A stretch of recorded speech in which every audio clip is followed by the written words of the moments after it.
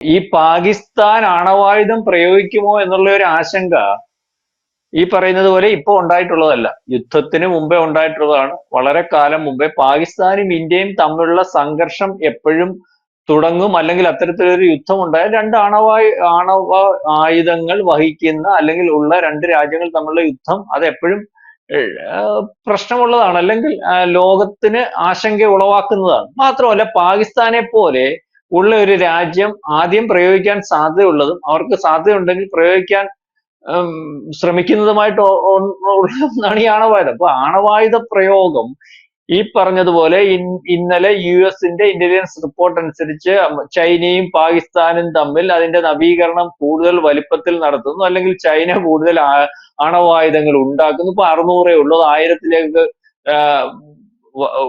കൊണ്ടുപോകുന്നു. പാകിസ്ഥാന് വേണ്ട രീതിയിലുള്ള ആണവായുധങ്ങൾ വലിയ വലിപ്പത്തിൽ കൊടുക്കാൻ ശ്രമിക്കുന്നു എന്നുള്ളതൊക്കെയാണ് ഇന്ത്യൻ. ഇതൊക്കെ ഇന്ത്യക്ക് അറിയാം. കൂടുതൽ വാർത്തകളും വിശേഷങ്ങളും നിങ്ങളിലേക്ക് എത്താൻ ABC മലയാളം സബ്സ്ക്രൈബ് ചെയ്യുക, ബെൽബട്ടനും അമർത്തുക.